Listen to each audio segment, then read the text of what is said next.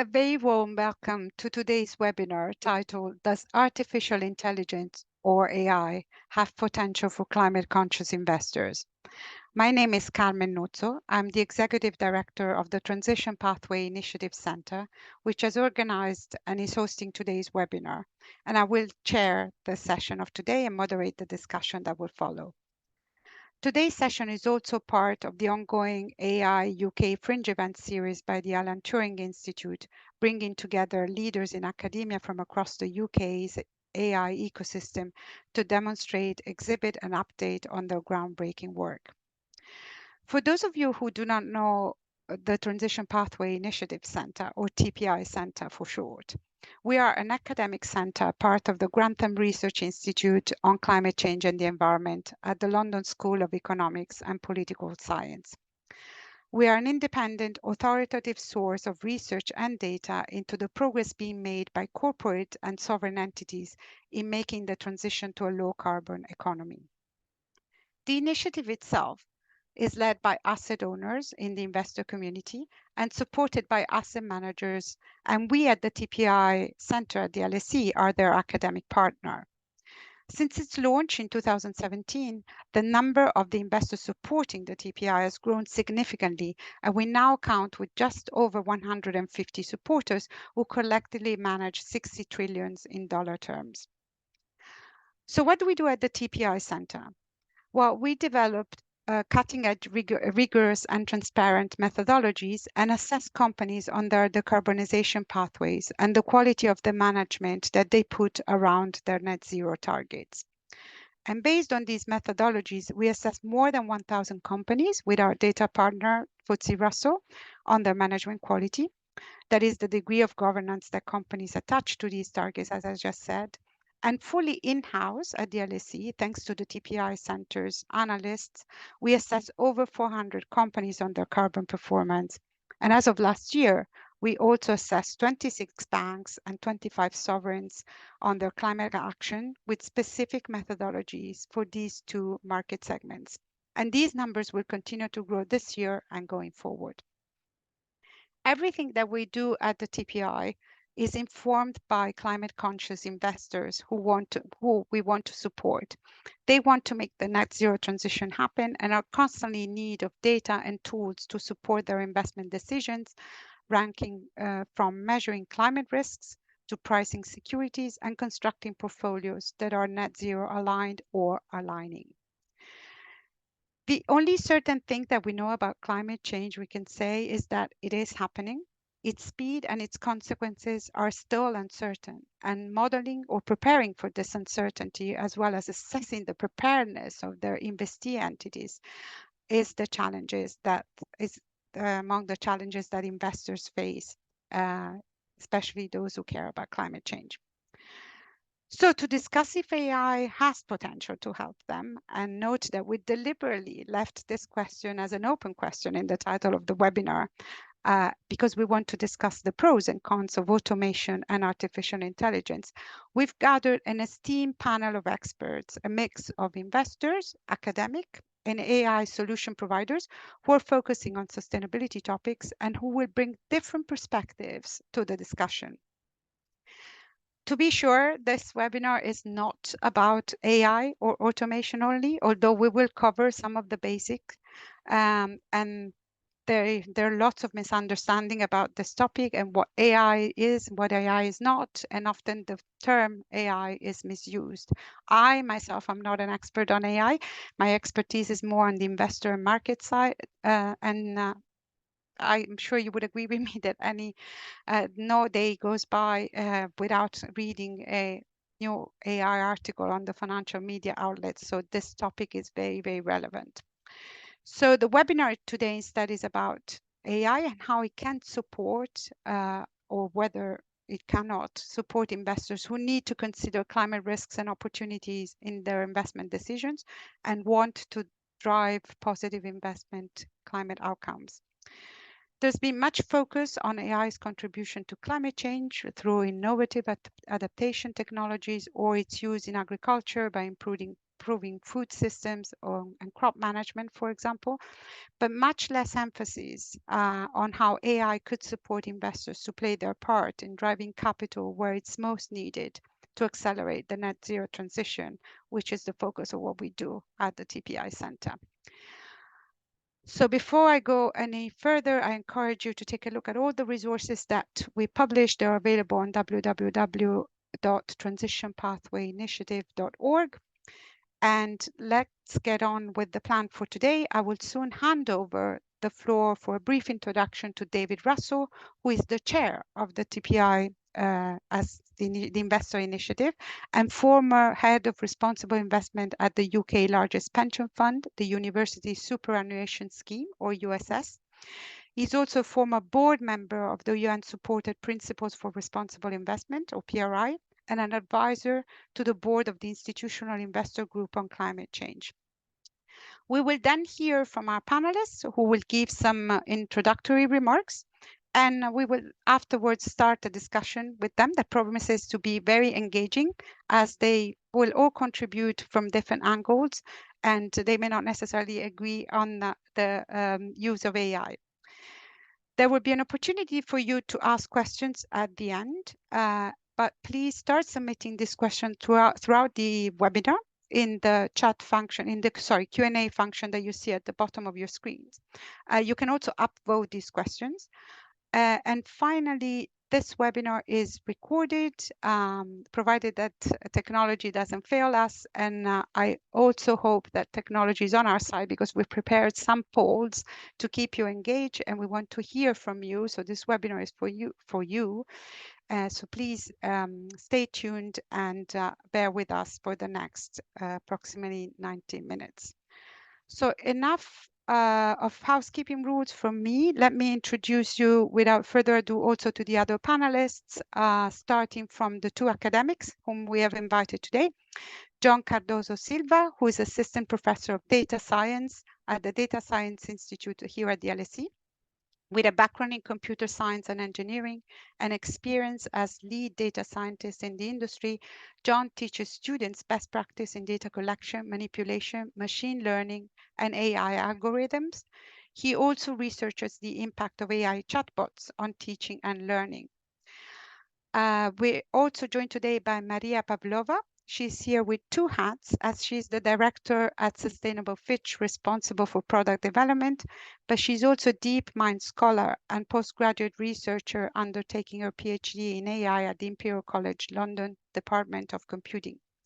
Maria is affiliated with the Data Science Institute and the Grantham Research Institute at the Imperial College in London, and she's recognized as one of the Women of the Future 50 Rising Stars in ESG and top 5 finalists in Women of the Future UK ESG Award.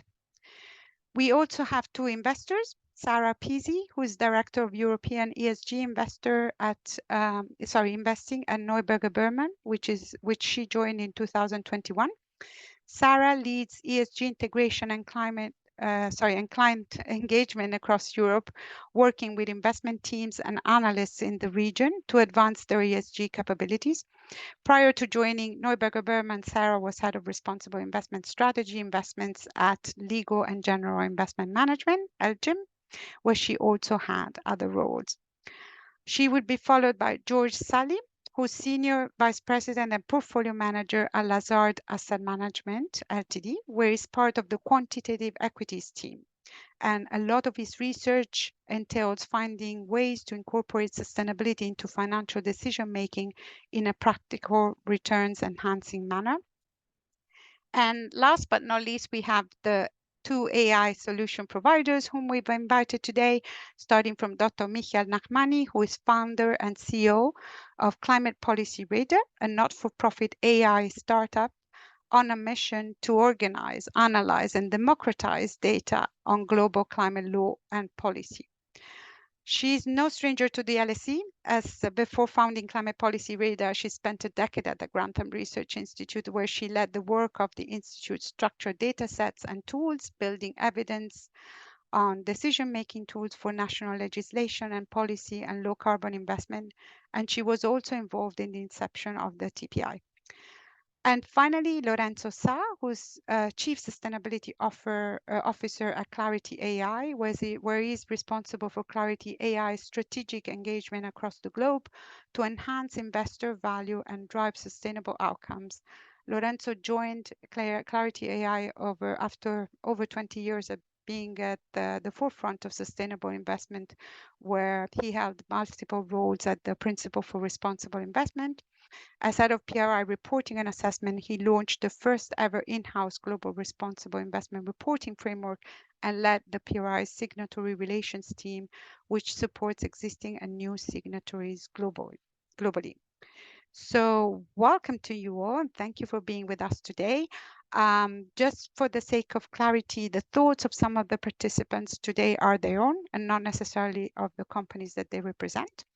So without further ado, let's kick off, and I hand over the floor to David Russell. Thank you. Thanks, Carmen, and good afternoon, good morning, good evening, everyone, depending on where you are in the world. As Carmen has said, my name's David Russell. I'm going to talk a bit about my background, a bit about the TPI, and a bit about data and climate data in particular, all in 4.5 minutes. Yeah, I'm David Russell. My background is, as Carmen said, Head of Responsible Investment at USS, largest pension fund in the UK, former Head of Responsible Investment at USS, largest pension fund in the UK. Different from most pension funds in that the money that the pension scheme run is run in-house as well as externally. So we were working with in-house asset managers, investment managers, analysts who are trying to take climate data and other ESG data into account in their investment decision making and in our stewardship activities. I moved on from that and in the summer of last year and became chair of TPI in September last year. And I've been involved in the TPI since its early days. And I won't talk really much about the TPI because Carmen's already covered that. But some of the background is quite interesting because it really came out of the Paris Agreement and the Paris COP, when it became clear that companies and other entities had to be transitioning to a net zero, a Paris-aligned future by 2050. And the problem was, as asset owners, as investors, companies were telling us things. How could we work out whether what they were telling us was actually accurate or giving us any direction as to whether it would actually lead to a transition to a net zero Paris-aligned future? And hence the need to for pension funds to step up, and with some asset managers, we set up the TPI, and the rest is history, as they say. I think it's worth considering that the TPI and the data from it are a means to an end. As Carmen said, the end is we want to see transition, because from a purely financial, purely pension fund perspective, not transitioning is a bad thing. As a pension fund, we want to see the world transition because that's in the best interest of us providing pensions for the future. That means we need to be getting information to make better decisions, to guide our activities, and hence the TPI provided that. The climate data obviously precede the TPI.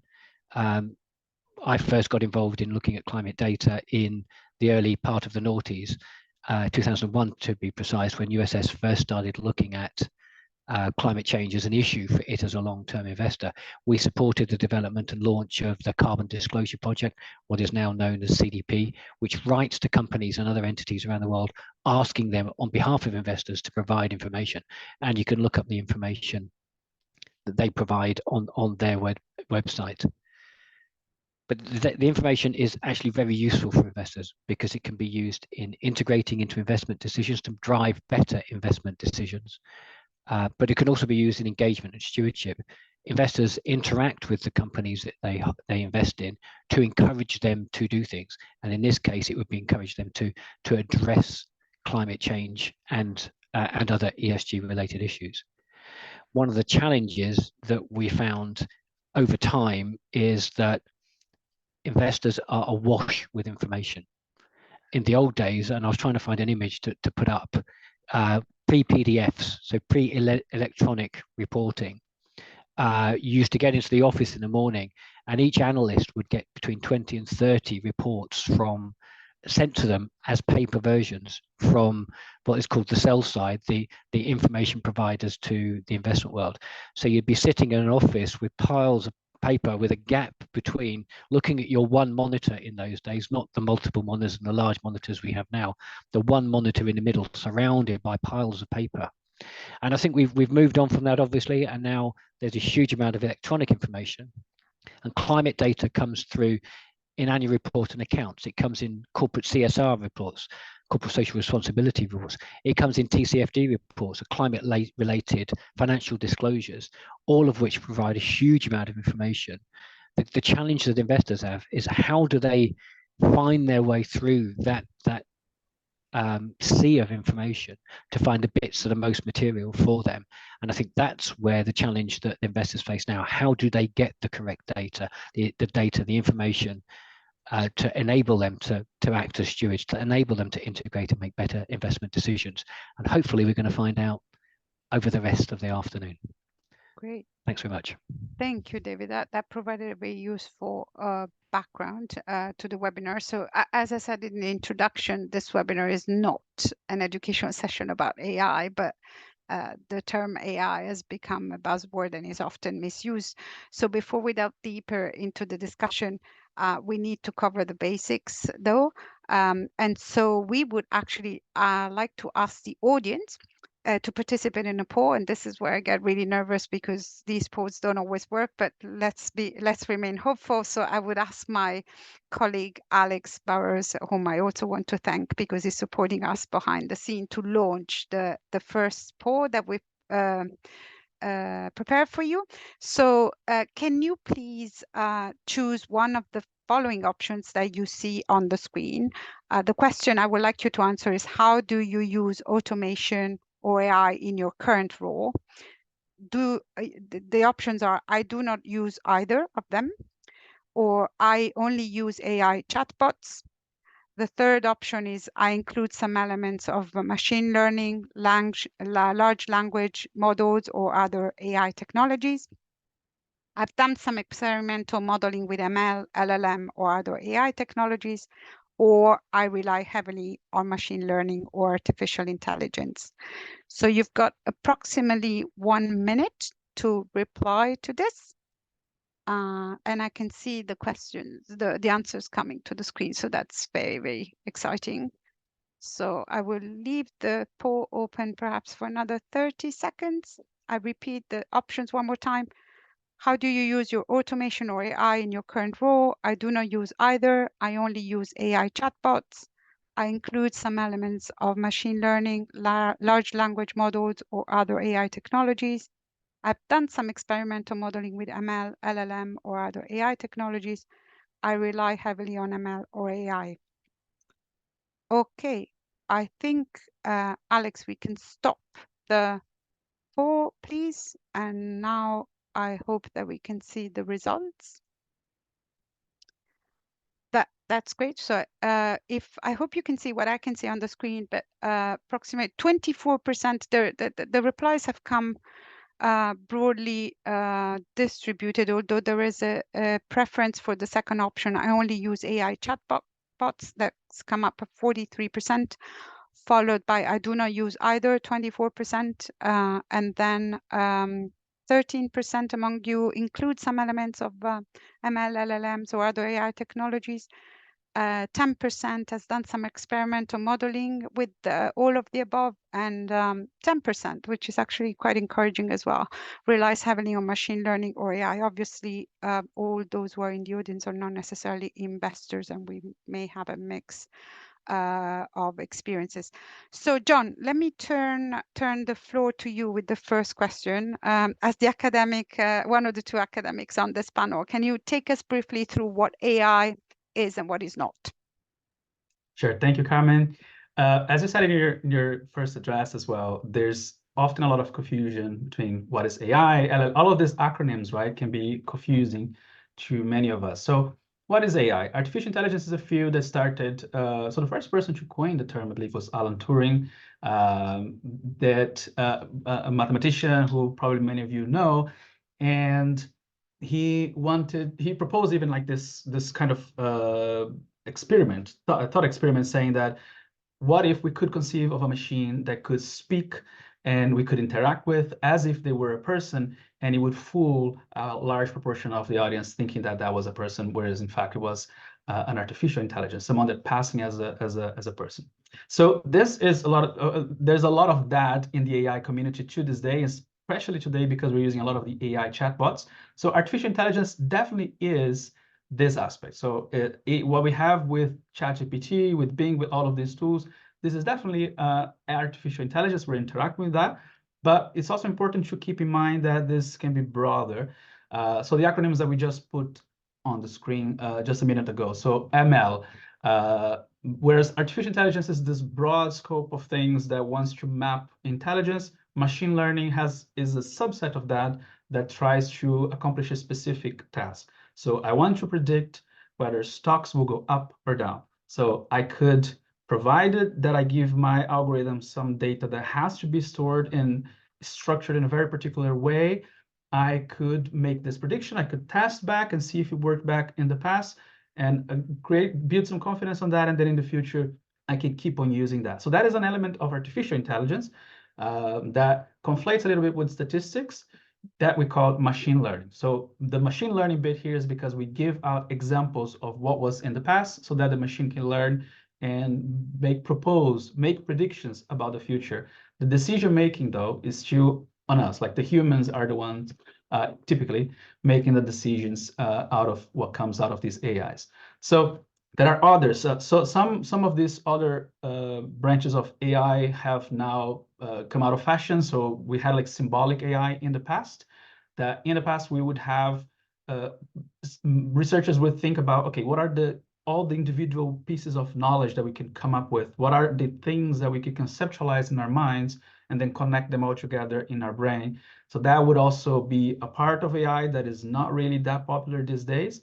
And the most popular part of AI these days is deep learning. That is what powers the large language models. So the large language models, such as ChatGPT and many others, they are built on this foundation that, yes, you have data, you need to provide data in the past, and they learn how to decide, how to predict the next term or a hidden term in text or in video or in audio. And based on this learning process that the AI learns by itself, then you can have it produce new content, so to speak, for you. So that is what we call this generative AI, and that is what is, responsible for this current wave of enthusiasm that we have there. One final thing to say is that what we get confused sometimes is with automation. That's what Carmen was saying. Sometimes what we actually need as an investor, as someone who's doing analytics, is actually tools to automate your process and tools to create insightful things out of data. So that is not to be confused with AI. So we have web scraping, crawling, other stuff that is automation, but that's not necessarily trying to replace some intelligent aspect of the human mind. But I think we're gonna come back to that soon in the next few minutes as well. Perfect. Thank you, John, for laying this out very clearly. And that's exactly what I was referring to when I said at the onset of the webinar that the word AI is often, the acronym better, AI is often misused because we call AI often what it's not. And I really like that you talked about the enthusiasm for the topic, but there is a bit of a gap between the enthusiasm and the actual implementation, what we want to get out of the AI. So let me turn to Maria, who is coming to this webinar, as I said earlier, with two hats. One, her strong academic background on AI and the work that also she's doing as at Fitch as an ESG solution provider, so a provider of solutions focusing on sustainability topics, not necessarily on AI. So before we talk about the solutions, Maria, can you please help us explain how AI can tackle climate change, even before going down the route of explaining how it can help climate conscious investors? Sure. Thank you for that question. First and foremost, I would like to emphasize that AI can help. However, it's not a silver bullet. It cannot solve climate change on its own. So there should be collaboration between different domains. And answering the question directly, yes, in my opinion, AI can help us fight climate change and is already helping us. In fact, I believe AI wouldn't be what, climate science wouldn't be what it is today without AI. And here I will give just a bit of a background about climate science, because this is also, I think, an area that is largely misunderstood. I guess the biggest advantage of AI is allowing climate scientists or practitioners like myself to use more data to feed into models, different data formats, etc. So that makes the models more robust. And thanks to that, we can incorporate socioeconomic factors, macroeconomic factors into the climate risk models. Now, I'm sure most of us are aware that climate change is mainly induced by humans, so it's human induced.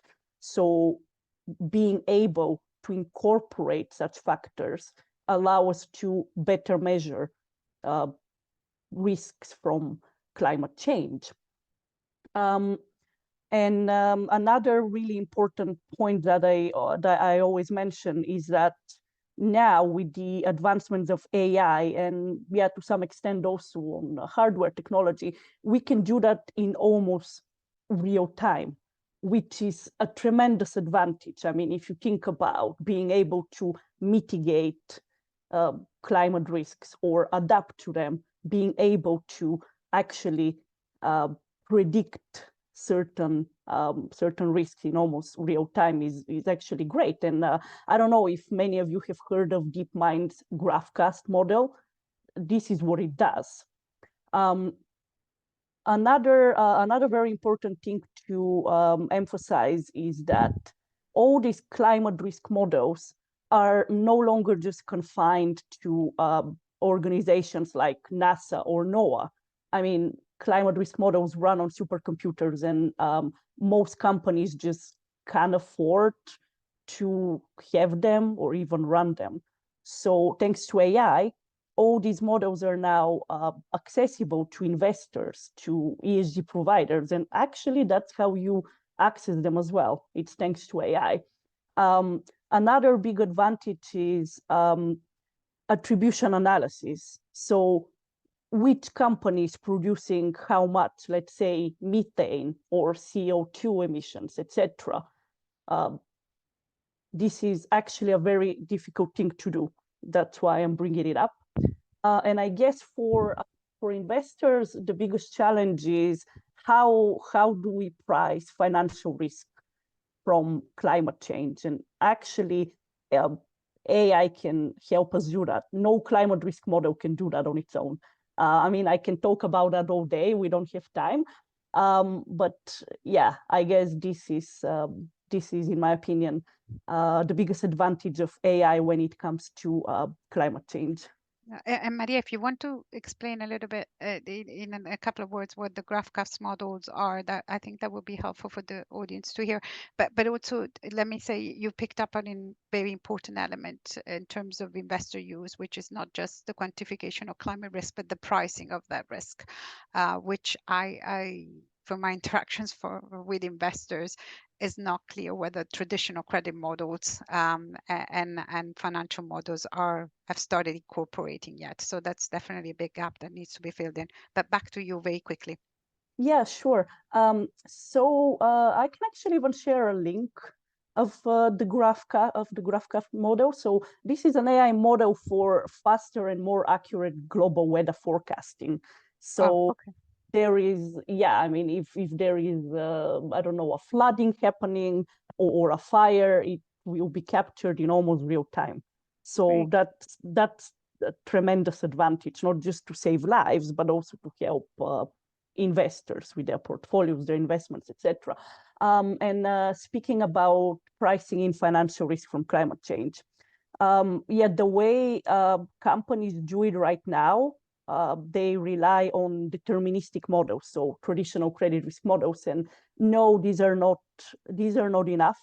I don't think they even scratch the surface So to do it right, you need more data, you need AI to handle this data and to create something called stochastic scenario analysis. So seeing the tail risk from all these models out there, all of these climate risk models out there. Now, most companies just use 1 or 2, maximum 3 models. And in literature, in academic literature, it's already been, it's been out there that ensemble models work better, so they provide more accurate, more accurate outputs in terms of capturing risk. Yeah. Maybe we can delve a bit deeper into this area, which definitely offers a lot of potential later in the webinar. So before we move any further, because I would like to bring in the investors at this point, but before we do that, I want to go back to the audience and ask a second question, if possible. So I would need our trusted Alex to help us again, please. So you should all see a second poll on the question. So please, can you pick one of the following options? The question is, where do you think automation or AI have the most potential for climate conscious investors? And the options we've selected for you are in collecting and processing climate related data, in verifying climate disclosures by the investee entities, in measuring and pricing climate-related financial risk, or in conducting portfolio simulations, or providing investment advice. So I repeat the question and the options again whilst you continue to vote. So where do you think automation or AI have the most potential for climate conscious investors? Is it in collecting and processing climate-related data? Is it in verifying climate disclosures? Is it in measuring and pricing climate-related financial risk, conducting portfolio simulations, or providing investment advice? So let's wait for another few minutes before perhaps we close the poll. And maybe, Alex, we can stop it there. Thank you very much. So sharing the results. So the top pick this time was the first option. You seem to think that the most value, the most potential of automation or AI is in collecting or processing climate-related data, followed by measuring and pricing climate-related financial risks. Some of you, about 17%, thinks verifying climate disclosure, and a minority thinks that there is value in conducting portfolio simulations or providing investment advice. So definitely people still think that the human element is important here. So Sarah, as an investor, what's your reaction to this poll, and which would have been your topic? Yeah, no, absolutely. Thanks, Carmen, and good afternoon, everybody. So yeah, like I think AI could obviously play a role across all of those options that were available in the poll, but I would have actually gone with the audience. My second pick would have been verifying climate disclosure. And I think that the reason for this is more of a kind of journey that we're on with AI, particularly from an asset management perspective anyway.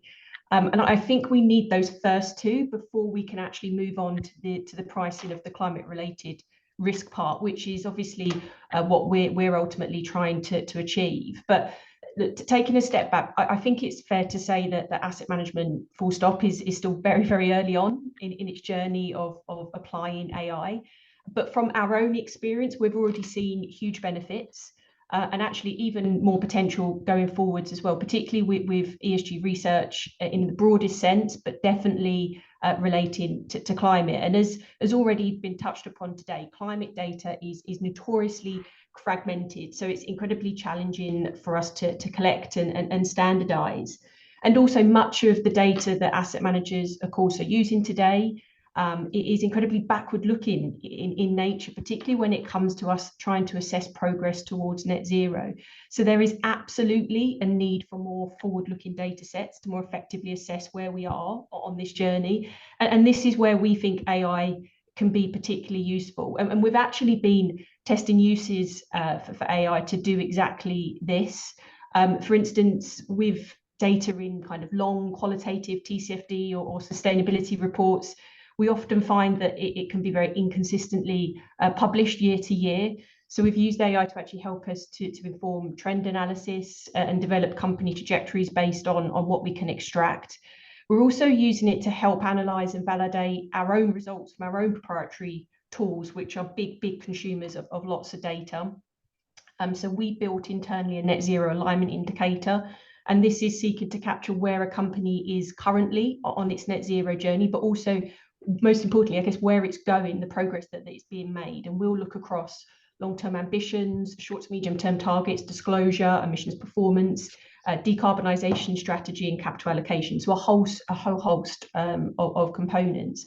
And what the AI is helping us to do is more efficiently identify outliers in terms of leaders and laggards across all of the companies that we assess from a net zero perspective.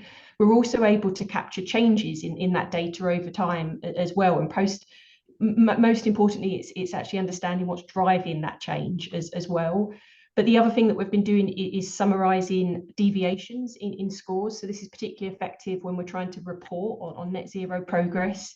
And the other thing, of course, is actually helping us to code a lot of our modelling as well. So quite a few uses. But I also think it is important to highlight that data for us is absolutely the starting point in all of this, particularly when it comes to assessing climate risk. Because as we know, sectors are all on different journeys, even the companies within sectors are on different trajectories. So we do absolutely still utilise the qualitative judgment in assessing progress. So we overlay an analyst qualitative assessment on every net zero alignment assessment at the company level that we undertake. But the AI is helping us to validate those views and also test the biases as well.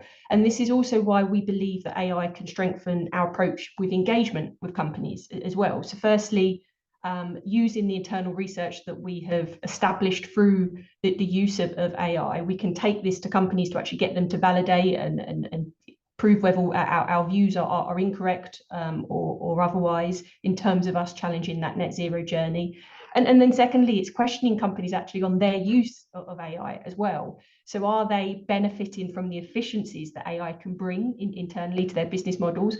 But also, I think most importantly, are they factoring in the necessary governance processes if they are using AI as well? So look, very early days, Carmen, but we absolutely see huge potential from a climate conscious investor perspective.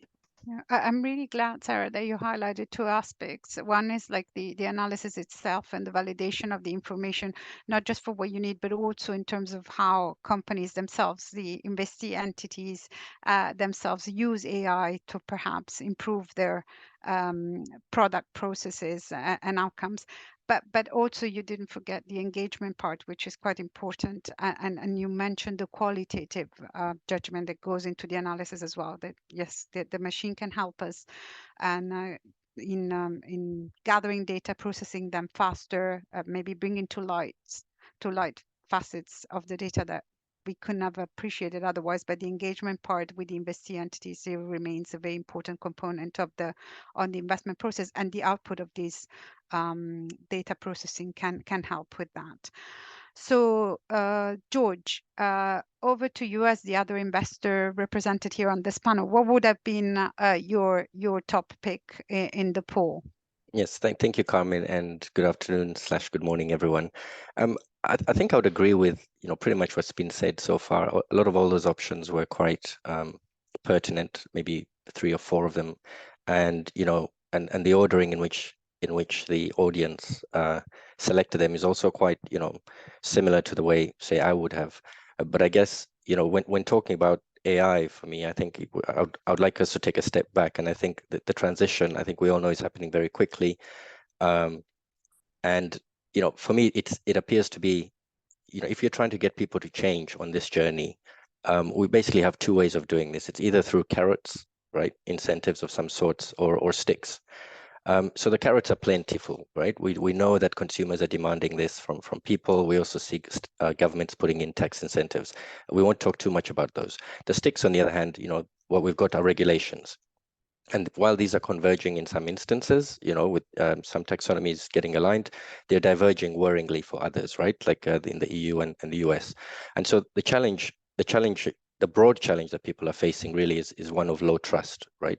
Short-term incentives are skewed, and so companies will tend to paint themselves in the best light, right? And we also know that the strength of enforcing these regulations varies considerably, say between developed markets and EMs, and even within these countries. So with people not trusting ratings, no matter how much data we're giving them and they're all overloaded, there's just this idea of low trust in both the institutions that are doing the ratings, in the information that companies are giving in sustainability reports, and ultimately people want to know whether their hard-earned savings are, being channeled to this change, or if, as opposed to essentially funding the status quo. And so we think, AI, this is the biggest place it can help here, tackle this problem of low trust. And I think some of the people on the panel have already, touched on this. What I would like to focus on is what we're doing practically to tackle this low trust situation. And here really what I'm talking about is greenwashing, right? Which we're defining as the gap between what companies are saying versus what they're actually doing on the ground. So what we've done internally is develop tools to objectively kind of quantify this greenwashing. Sarah mentioned that a lot of the data that's coming out is quite backward looking. So, and indeed, we are using AI to extract forward looking statements, but more importantly, we can also, challenge or rather verify, what these companies, by knowing what they're promising on one hand and looking at what they're actually doing on the other, and looking at this gap, we think this is a big risk, and we've actually seen that it impacts portfolio returns. So companies that have high greenwash risk actually have underperformed both in the US and in Europe. In addition, also companies with low greenwash risk are decarbonizing way faster, at a rate about 5 times faster than those with high greenwash risk. And other sector, trends emerge. So for example, among US financials, greenwash risk is going down amongst banks, and perhaps this is not so surprising given how much attention they've had. But perhaps maybe not many people might know, but greenwash risk is going up amongst insurers, for example. So when we published a white paper on this earlier this year, and actually subsequently we're starting to see some stories in the press come out, like for example, Bloomberg released an article recently talking about a hidden risk in US real estate. And they're talking about private insurers in the US basically stepping away and not wanting to insure people's homes, people that are, living in high risk areas. And so people are having to fall back on lender of last resort, essentially the state, to do this. And obviously, as private capital retreats from the property market, this starts creating all manner of issues. But these are live things. I think we all know that the transition is happening now. It's not something that's to come or is in the past. It's happening right away. And this is how we are actively taking these tools and trying to basically make sure that people's savings are finding those companies that are taking the transition seriously and are actually putting their money where their mouth is. And perhaps finally, another exciting development in this field is that of geospatial data. A couple of companies are coming up now and this data is getting released. So in other words, we won't have to wait until these frameworks become standardized, until reporting gets standardized. We can more quickly ascertain what's happening on the ground with data without waiting for it to come from these companies. That's our take so far. I really like that last point, George, that you brought the distinction between traditional data versus alternative new data, because that's new field that investors are beginning to explore as well. Let's bring now the AI solution providers, starting with Michael. Michael, you founded a not-for-profit startup to address some of these pressing points that Sarah and David and George have laid out, and some of the investors ask. So how have you started unlocking the AI potential? Thank you. So let's talk about investors for a second before we talk about Climate Policy Radar. 3 big risks that investors are facing, and every time I say risk, please substitute it also with and opportunity, because for every risk there's opportunities. We're looking at physical risk, we're looking at the transition risk, and we're looking at liability risk. Liability both in the face of a regulatory framework and in face of growing litigation claims that are part of, and a growing part of investors' reality, both for the corporates and the assets that they're invested in, and both for themselves through the framework, through the lens of fiduciary duties and so on.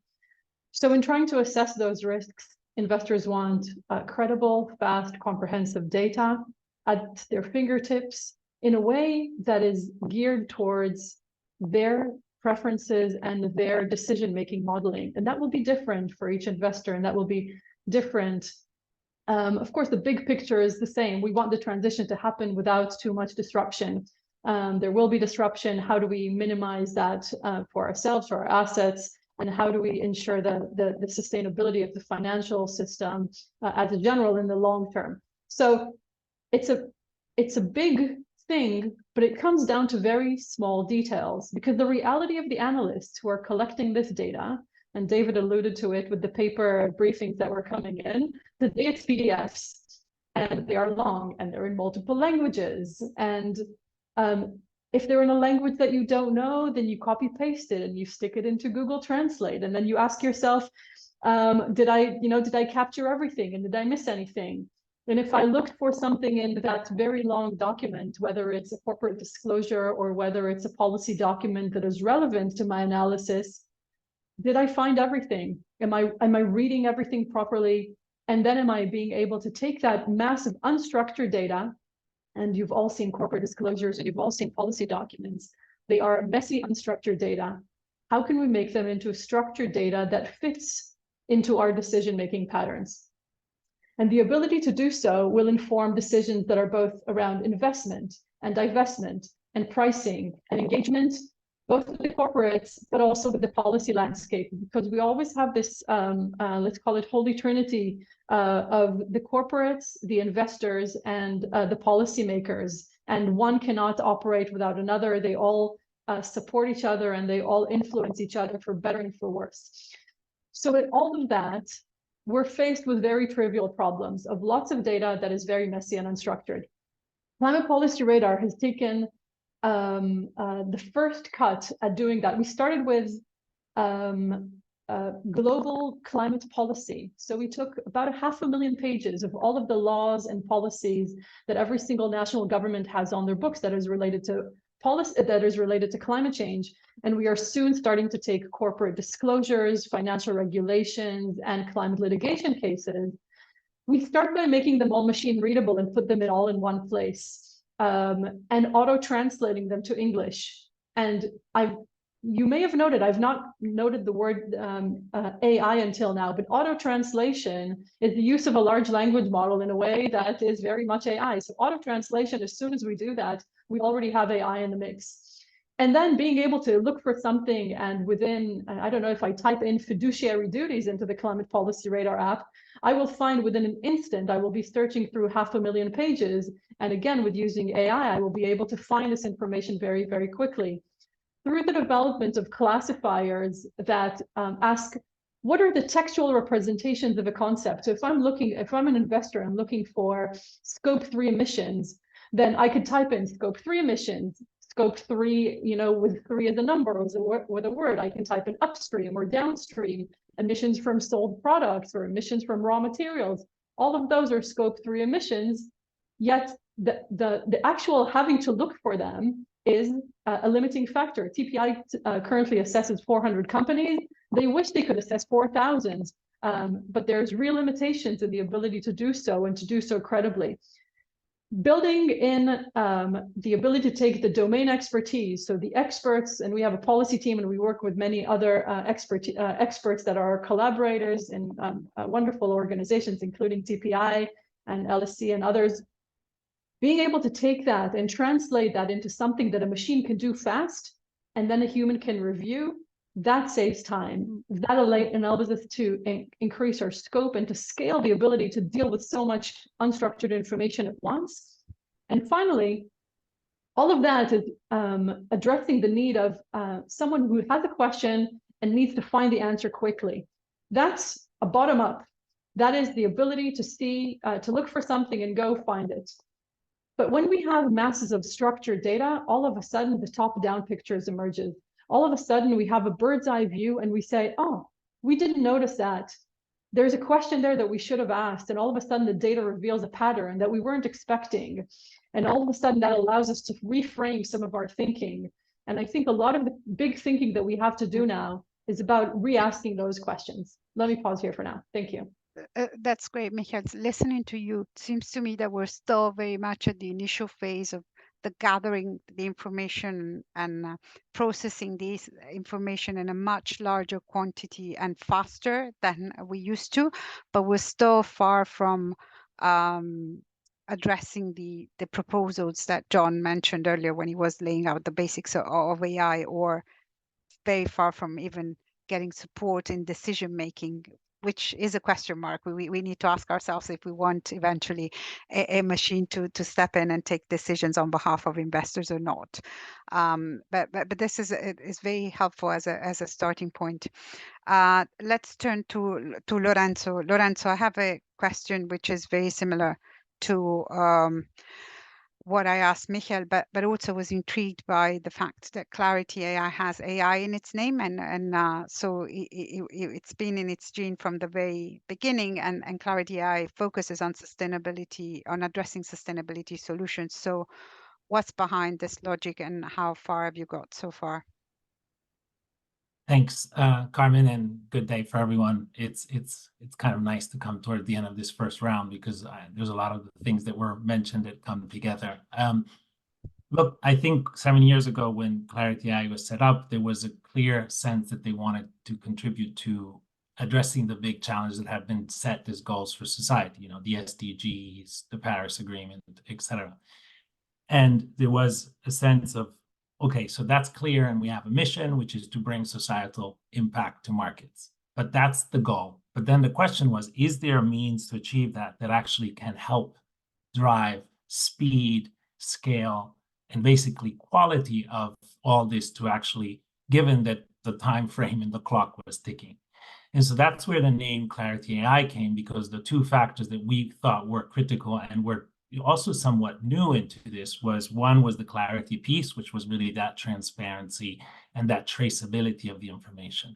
But the AI piece was really about saying, look, can we drive our investment decision processes less from an analyst-driven approach and more from a data-driven approach? And so that's really where the name has come in. And then where does this transform itself? And if I listen to what my peers have mentioned, and if I look at the results of actually the second poll you put out, really the way we've seen use of AI to support achieve the mission is really envision a pyramid, right? The knowledge pyramid. You start from the base, which is the data, and then you start going up and provide information, insights, knowledge, wisdom, and then action for whoever's taking this, which in the case of an investor, I would argue action is making the investment decision that's related to that. And so the result of the poll seemed to signal that we're working on AI primarily starting from the bottom of the pyramid going up. And I would argue that that's what we're also finding as players, but that the AI is going up the pyramid. So things that we've actually worked on is on the strong data side, you can use AI for data collection. Then for data completion, through estimation models, you can basically start estimating things that are missing. And then data validation, which, to go to George's point earlier, some of the challenges is on greenwashing sometimes might be explicit, but some side is not, or you're not even trying to, but you end up doing it because you're thinking you're relying on data that's accurate and it isn't. So that sort of working on making the base of that period strong is important, because actually garbage in is garbage out. So if you ensure that the information is strong, then the insights and the knowledge that take you to actions become much, much stronger. But AI doesn't stop there. And I think that element, and even what Sarah was mentioning, the element about starting to use this to synthesize information, to actually get better explainability, also to help synthesize for reporting. George was talking about the stick. How do you respond to that stick through AI in a way that is actually effective but actually accurate becomes quite important. And ultimately, there's the question around backward-looking data and future-looking data. As you go up the pyramid, there's that necessity, which I think you mentioned, Sarah, to actually start looking ahead. Is a target, a net zero target, or is a target that someone is setting, credible? Can you start looking at transition plans and saying, okay, what is the OPEX or the CAPEX, and negotiating that against that target and start looking at that. So I think the reality is we're not all the way on the top of the pyramid, and I think there is an element of managing a little bit of the hype that there is around AI. When I was in Davos in January, and every window shield of that promenade was all about AI doing everything, and I think we need to be cautious about that. But I do think that AI is gonna contribute. So your if of the question, I think, it has a role, and I think the question is, what role does it have, and how do we ensure that is a support role to Sarah and George in their ultimate investment decision, because there's a role then for them to take the higher value of the investment decision process and taking it home.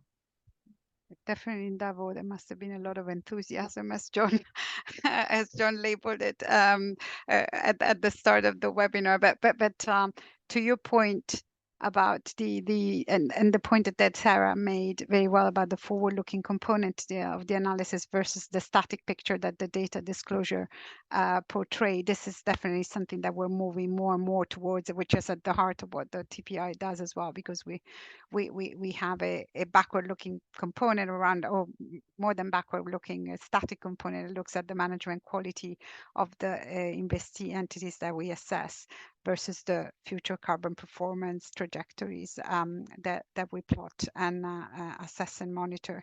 And this is definitely the focus is definitely moving away just from the target setting and the trajectory that is followed to the credibility of the transition plans. That is certainly something that is keeping us more occupied here at the TPI Center than in the past, and where we're trying to probe investee entities a bit more. Right, we're coming to the second part of the webinar where we will keep the conversation a bit more free-flowing, and also would like to weave in the questions that are started coming in from the audience. I really thank people who have already started submitting their questions. Please continue to do so. Some of the remarks that the panelists have made so far have touched slightly upon some of the issues that you've raised. But before we do that, we have prepared another poll to keep you engaged, and I would like to launch that, asking for the help, please, of Alex one more time. So we would like to ask you, among those listed below, which do you think is the greatest challenge for climate conscious investors when using AI? So is it lack of understanding of AI and climate science? Is it lack of financial resources to utilize AI to consider climate change? Is it lack of top-down support, i.e. at the C-suite level? Or is lack of experts on climate change and AI? So you have about 30 seconds more to answer the question. I read it out loud one more time. Among those listed below, which do you think is the greatest challenge for climate conscious investors when using AI? Is it lack of understanding of AI and climate science? Is it lack of financial resources to utilize AI to consider climate change? Is it lack of top-down support at the C-suite level? Or is it lack of experts on climate change and AI? So 10 more seconds, and then we can perhaps stop the poll. Right, Alex, I think we can stop it now. There is clear consensus around the first option, lack of understanding of AI and climate science. 58% of you voted for that. The rest of the options is 20% lack of financial resources to utilize AI to consider climate change, lack of expertise, 14%, followed by lack of top-down support, which came last at 8%. Interesting. This is a question that I always ask about, because investors are trained in financial accounting and financial risks and financial analysis, but not necessarily a climate change, let alone AI. So a question open to all of you: what skills do climate conscious investors need to use and have to understand AI? Who wants to go first? Lorenzo, thanks for raising the hand up and being the icebreaker. The floor is yours. Yeah, thanks. Look, I was thinking about these results and the previous one. So if you thought of the first one, yes, if you collected all those that actually said they're using AI to one extent or the other, it was 75%. So 75% of the listeners today have used AI to some extent. But, and I don't see the stats result here, but the highest percentage in this last poll was the challenge around understanding how to use AI. So there's a usage and there's a challenge of understanding it. And in my view, if we think of this is almost like some of the previous transformations, David was talking about a time without computers. We went through a phase where we had to figure out what the PC was, and how to use it. Then we went through a phase about the internet and how to use it. And now we are going through this other transformation. And I would argue that in all these three cases, we might rely more or less on it, but we need to actually get a basic understanding of what this is. And I read a quote actually this weekend, which really I enjoyed, which says, AI is not going to take your job, but someone who understands AI is going to take your job. And I think there's something to this where we all, as an investment community, are going to have to try to understand the basics. And in my view, that includes understanding, some of the basics of what is data quality, what is data bias, what is kind of intellectual property risks, and how do those evolve into our goals into investing in climate conscious decisions, as well as then understanding the difference between automation and machine learning and how machine learning actually is a form of prediction.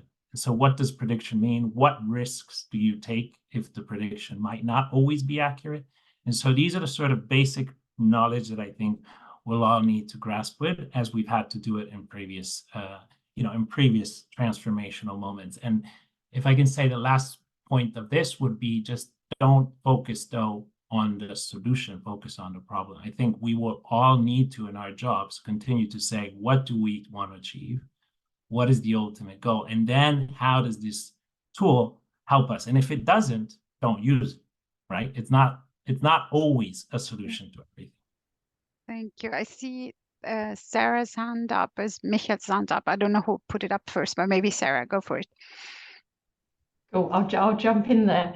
So I think when it comes to like the skills that investors kind of need to acquire, I think first of all, let's not be too hard on ourselves. And I think that Lorenzo has made this point really well as well. There is huge potential with AI, particularly when it comes to climate, and we have not even scratched the surface yet. So first of all, let's just keep that in mind. Actually, one initiative that we put in place this year was we developed internally an AI for Sustainable Investing task force. And this just basically pulled together internally people from our ESG team, our investment research team, our ESG data team, literally just to coordinate, debate, design the best kind of potential use cases. So I would absolutely encourage other investors on the line to perhaps pursue something like that internally. But there is another dynamic to this that I don't think that we can stress enough in this session. And as much as it's about skills, I think there is a change in philosophy and mindset that we need in terms of being climate conscious investors. And it is around acknowledging this idea that backward looking data isn't going to help us to truly assess company progress when it comes to net zero. And I think it's important for us to emphasize this based on the level of AUM that is being allocated to companies and through funds that is purely using this one-dimensional aspect alone. And we've all seen obviously the growth in climate transition benchmarks, in Paris-aligned benchmarks, all obviously driven by the EU benchmark regulation back in 2020. But at the heart of these products is a strong reliance on carbon emissions. And we take this one metric alone, it is deeply flawed. But firstly, and David mentioned this right at the beginning, company sustainability reports. Now, if anybody has gone through one of these, they're incredibly backward looking. They can lag up to 2 to 3 years. Secondly, the actual data itself is often very heavily estimated. And also the metrics themselves that we actually assess from an emissions perspective can be very, very volatile. So they can be susceptible to macro, to economic shocks, and really ultimately, they might change the emissions output, but it's not actually the company's emissions profile which is ultimately changing. So when these benchmarks are being constructed, the selection criteria is often very, very heavily overweighting companies with low emissions profiles in sectors which often do not offer a significant contribution to actually the climate transition problem that we're trying to solve. And instead, there is an underweight into companies with higher emission profiles, which obviously sit in these harder and more challenging sectors. So what we need to do is really tackle this problem of the growing dislocation that we're seeing between investor net zero targets and real world emissions reductions. And I think it's this AI piece that can crucially help us to actually solve this. So it allows us to bring in more multiple dynamics and build a more comprehensive picture to price this risk more effectively. Yeah. We're going down to pricing, which remains the crux of the problem here. Thank you, Sarah. Michael and Maria, can I ask you to be very succinct because we have quite a few questions coming from the audience. I'd like to cover as many as possible. Sure. Over to you, Michael. Thank you, and I will do so, and by that also address a theme of the questions that are coming from the audience, which is about the interaction between human and machines. Sarah, you're absolutely right. We're looking at metrics that are limited, and we don't have good enough data for those. But we all need backward-looking data in order to model forward. That's what we do. That's what credit history looks like. We ask, how does past behavior predict future change? That is a part of the thing that we need to do. How do we do so in a way that doesn't limit us to not being adventurous and bold and saying, actually, you just need to shut down your oil operations, and I expect you to do so in this time framework because the science said so. This isn't down to data. This is down to like bold, big transition decisions. And I think that being able to back those claims, those things with concrete data, with bringing the science in, with bringing that in, with looking at your CapEx, which is absolutely ridiculous for most of the companies that are actually, as in net zero aligned CapEx, that is for those that are actually necessary for the transition. So we're in agreement on that. The only thing is, data and preferences are two different things, and we need to really make sure that we disentangle between those. A lot of the questions in the chat, in the Q&A I see are about the human-machine interaction. Do we still need analysts? Do we still do that? Even if we have a perfect model optimizes something, and that something is preferences. If you use your, I don't know, your Google Map software or any other mapping software, and you want to get to a destination, you still need to pick if you want the shortest way or the fastest way or the way without toll. And that is your own preferences. Investors will need to define their preferences, and those rely within ethics, within their risk risk appetite, and so on. And then they can have data that will support those preferences.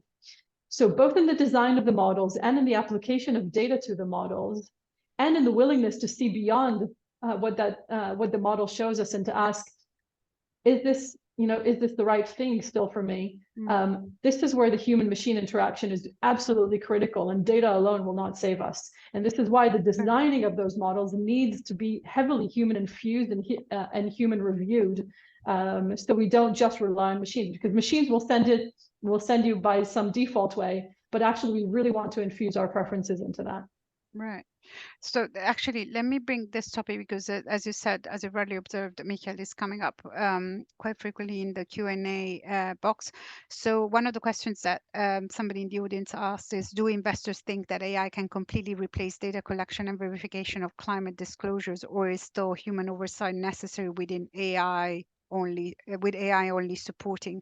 Obviously, it's a question that could be applied to any use of AI in different fields, but particularly in the investor sector. John, what would be your answer as the academic here? I would second what Michal was just saying, that yes, you need to embed your preferences in the AI, whatever tool you're using. They are a product, whether you perceive that or not, they are a product of your preferences, a product of your worldview. And yes, you need to be very careful and very mindful of how these tools were trained, what data they were used, especially if you're using third-party tools, right? So if you're getting a tool that was created by someone else and applying to your own data without what we call like a fine-tuning, without adjusting it to your own data, that data was trained with a particular agenda in mind. So it is true. Like it will go regress to the mean. You will find the common denominator that are the answers that were used when training the tool. So yes, I think the major thing is no, it won't replace analysts. At best, it can make you more productive, more hopefully more productive, more effective. But you still have to keep in mind this new question in mind that, okay, is that suitable? Is this tool suitable really for my data? Or do I need to tweak it further so that I can embed my mark on them? So yeah, I don't think that we cannot get rid of the human in the loop. Definitely not. But let me ask a follow-up question on that, because this is something that we frequently discuss with the analysts at the TPI Center. What's the risk that you have to compromise, or is there, let me put it this way, is there a trade-off between the quantity of the data that you're able to process, at least with all this data scraping or data or web crawling that we're starting to see, and the quality of the output that we get? In other words, what's the risk that we need spending more time checking for the quality of what we get from automation as opposed to doing the analysis itself? Cool.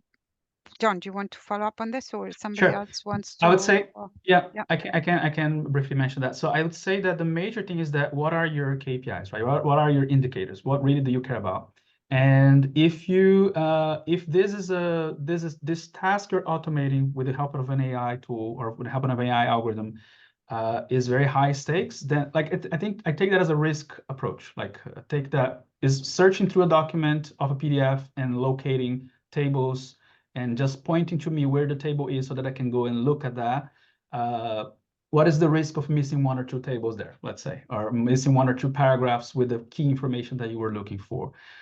So I would factor that in, like I would not base that on the tool itself, but based on the task. What is the risk of missing one essential information or getting one of the details wrong? Especially if you're relying on large language models, they tend to make stuff up.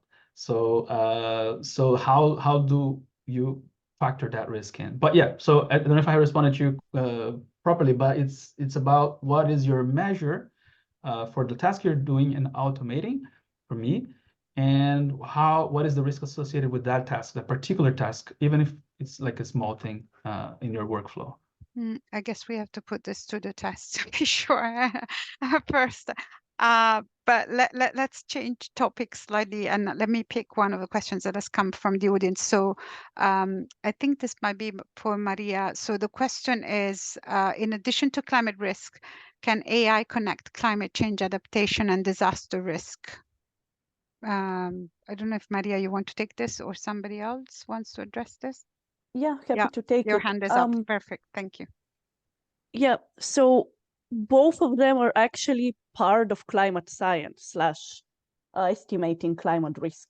Now, I mentioned it earlier that adaptation and mitigation are, broadly speaking, the main two areas where AI can help us in tackling climate risk. So yes, in short, AI can help, and there are a number of examples. I mean, I already shared DeepMind's latest model, but there are other examples. For example, the same theme keeps reoccurring in terms of more data, different data formats, satellite data, etc. So if we take all of that, we could say create a better topographical maps, which will then feed into climate risk models and provide better prediction of whether there's going to be flooding or fire or, you know, you name it, different climate risk forcings. That's how they're called.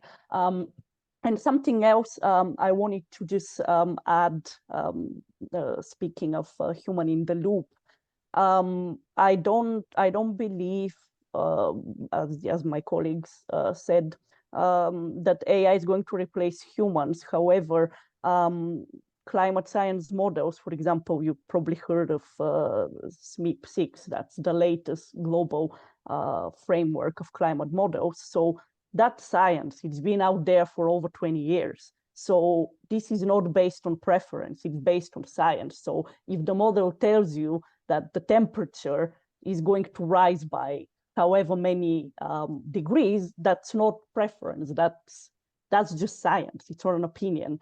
And that brings me back to stochastic scenario analysis.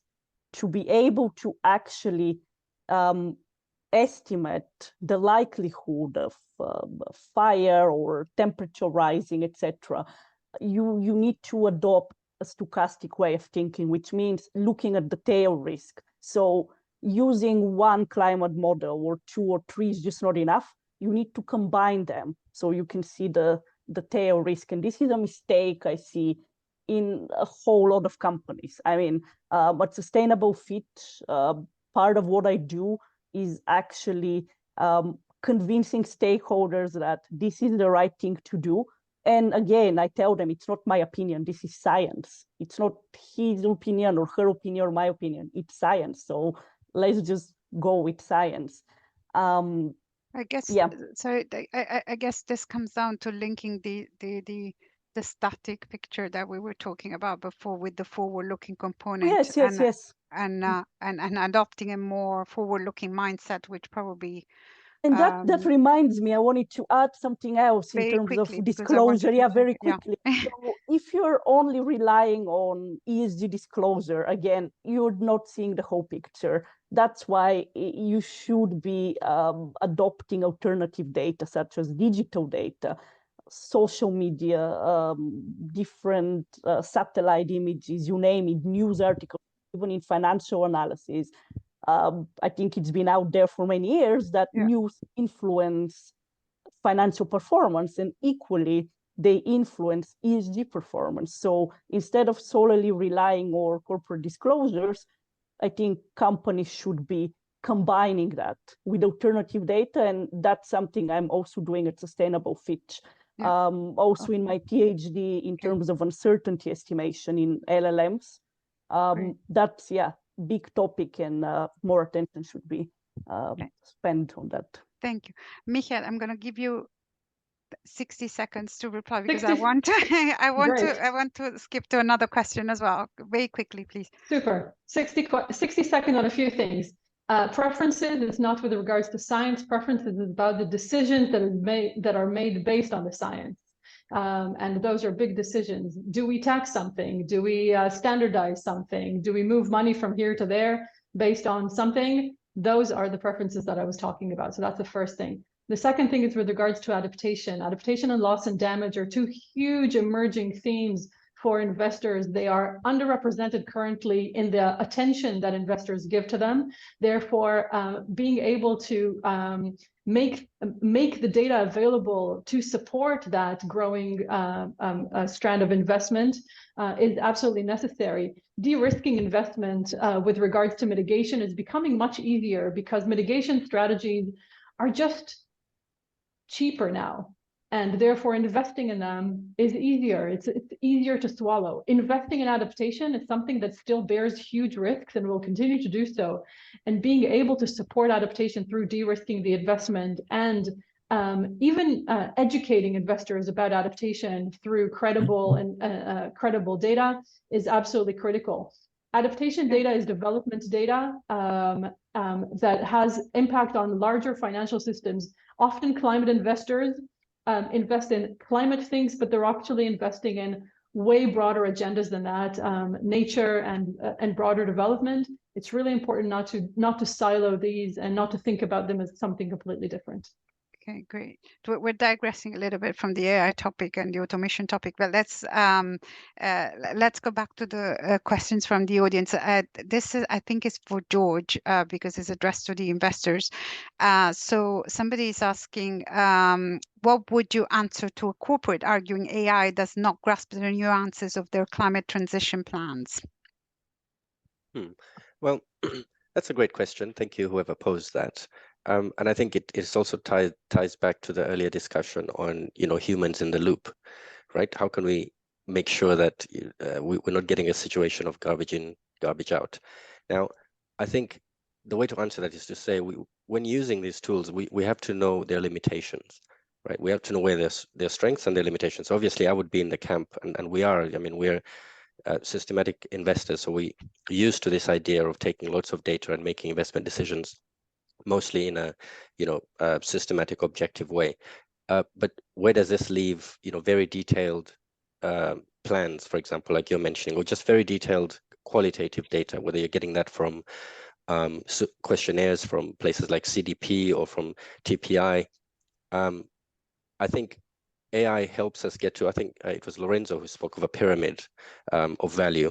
So basically we would use AI to get us, to the level where we trust it at that point. And, if it's going to be about some nuance of like, part C of some statement that the company has made, and there'll be an asterisk on there that you'd have to go to the footnote to quite understand, we would never expect AI to give us that, to be able to discern that kind of nuance. What we would do, however, is pick out much more general patterns that are, visible or not visible in how these companies are discussing the transition, or even just aspects of the actual plans, because, those are quite known. Everyone knows, you need a plan by, say, 2050. Do you have something in between before we get to 2050? There's some markers there that are broader, at which we can use AI, in a trustworthy level, right? Does this exist there or not? And then if it does exist, how do they discuss it? That kind of thing. But we certainly wouldn't get into the detail of, going down footnotes to understand the nuance. And that's when human beings would be able to come in, which we're very comfortable doing, by the way. We do this in financial data, and we're happy to do this with climate data. Great, thank you. Sarah, I see your hand is up, and I wanted to ask the panelists if they see questions that they can start addressing by typing answers in the chat box. Please do feel free to do so, because we're getting quite many, which is very exciting, and thank you for that. And I'm not sure we will be able to cover them all in the last 8 minutes that are left, but we'll try to do our best to address those that we haven't by email. Sarah, very quickly, thank you. Yeah, maybe just to address that person's question with a more tangible example. So I focus in on the mining sector, and I think this one is super interesting because we know that the sector as a whole is going to be anything but linear when it comes to net zero, but obviously it's got a major role to play in the transition itself. And it was actually June last year that the CEO of BHP came out and said that that the targets that they'd set for 2025 in terms of their decarbonisation were going to be missed. And actually they expect this to upturn at 2025 and hopefully decline closer to 2030. And this was down to new growth projects. This was down to obviously demand for their raw materials, and also the scaling up of carbon abatement technologies that BHP are very dependent on for reduction purposes, just hasn't obviously come to fruition yet. So this is a great example, whereas at face value, this is of course negative, but where the intervention, the qualitative intervention comes in and you start to actually peel back the layers of BHP's decarbonisation plan, you start to see that they're actually currently working on very, very significant solutions on electrifying their hauling fleet. So their hauling fleet, as you can imagine, is hugely diesel intensive at the moment. They've been installing infrastructure to make renewable power more accessible in some of these very, very hard to reach mines. But all of this is going to take time. It also requires a huge amount of capital. And yes, we can react immediately to that news and we can be disappointed to it, and we can apply that in our ratings and potentially impact our portfolio positioning. But this is a great example whereby we shouldn't necessarily just automatically pull back from BHP, because we have to think about obviously the wider transition and what we can use that's more available to us to picture where this company is going, and not necessarily just reacting to this one data point in time. So that's hopefully a good example for that person's question as to how we would react to the corporate perspective. That's great, and thank you for making it practical. I think this is super helpful. I have one more question. Actually, this was the first one that was posed in the chat function, and which personally I find really troubling as well, and I think about this all the time. So the question is, what is the climate impact of using AI for assessment? I guess if I read the question correctly, what the person who posed the question is referring to is perhaps the intensive use of energy and water that all these AI applications rely upon. As climate conscious investors, should you be concerned? Should we be concerned? Maybe Lorenzo could go first, as we've heard a little less from him, and whoever's put the hand up is welcome to join in afterwards as well. Yeah, thanks, Carmen, and thanks for the question. Look, I think part of the focus of this call has been really about how AI can solve climate. And I think that's the right focus, in the sense that the potential for AI to tremendously help investors is humongous. And I think the net outcome is going to be very much along those lines. Having said that, I do think there is a recognition that there is a ESG element about using AI, and that needs to be taken a look at, and we have the responsibility to manage that as well. And I think if you look at the E side, or the climate side of the use of AI, I think there's really 4 things that you mostly need to work on, and I think you mentioned a couple. Carmen, the first thing is really that element of energy consumption. And so there, I think the responsibility of those that are running these AI models is, first of all, is to look at ways to actually run these models more efficiently. And these models exist, like also, for example, running on previous analysis, so not having to repeat it. So there's a couple of ways to actually working on efficiency of the model, but then is also the use of the renewable energy. So where is the energy coming from? And if it's renewable energy versus non-renewable energy, there's obviously a benefit, looking at the clouds, for example, that have less use of, of fossil fuels versus non, would be one way to address that. I mean, the cooling requirements is the second thing you mentioned. I mean, that impacts both the electricity component as well as water. You don't want to be building a system where there's water limitations and consuming that water contra the needs that there might be in a local community and local population. So I think that's the second piece to look at. And I think then the third is really around the machines themselves, the hardware that you're using, these GPUs and CPUs that a lot of these models use ultimately rely on minerals that need to be mined, and therefore the importance of sourcing your mines and basically making sure that supply chain of that material is appropriately consumed is important. And then the final one I will raise is really the element of disposal. You need to dispose of the hardware. How do you make sure that those toxicity elements get managed and get not disposed, in a way that's inappropriate? Yeah, lots of food for thought there, and for us to consider. Maria and George, if you can answer very quickly, you've got 30 seconds each because we're drawing to a close. Maria first, and then George. Sure. Yeah, of course, we should be worried about the carbon footprint of AI models. With that said, AI is it's already helped companies reduce their carbon footprint. DeepMind, again, is an example. CERN are doing various initiatives like that, and mind you, they're open source, so every company can benefit from it. Also, AI scientists are developing, well, I would say very far-fetched solutions to solve the storage problem. One of them is synthetic DNA storage. I don't have time to go into it, so if someone is interested, I can talk about it offline. That's great. George, I've seen your hand has been taken very, down. Very quickly, Very I quickly, think it's such a brilliant question, because I recently read this headline talking about half of UK's water demand in 2030 is going to be AI related. I mean, what a statistic, right? So of course we have to pay attention to the energy use and the footprint of this technology. However, I think what we've missed in this discussion, I think a lot of and John was very kind earlier on to give us a very kind of a roadmap around the terms we're using here. I think what we've done is focus too much on generative AI. I think there's a whole host of other models that apply,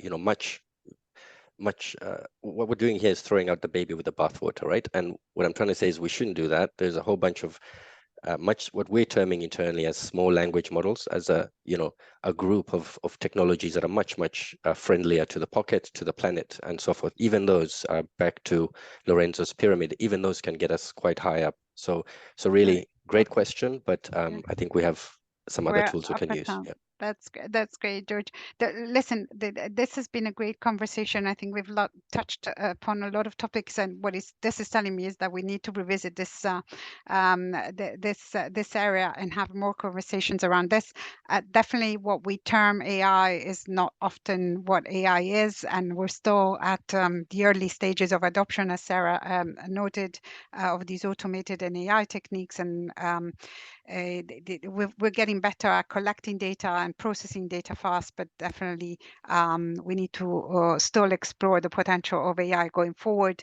Maria, remember, mentioned the use of stochastic model, looking at tail and the tails and the probability of the distribution of events that investors and companies and investee entities ought to be focusing on more, without taking away the analyst qualitative judgment that is essential. And I think hearing the whole conversation, we definitely need to create more space for collaboration between investors, data scientists, and climate scientists, because we need to do a better job at that. So please do join me in thanking all the panelists. I'm sure you'll agree with me, they've been all contributing with lots of insight.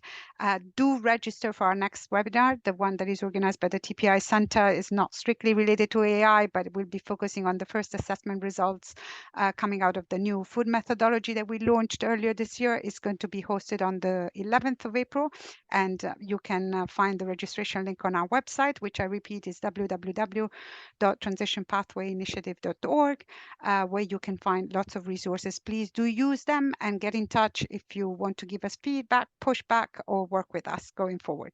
Until then, thank you and goodbye.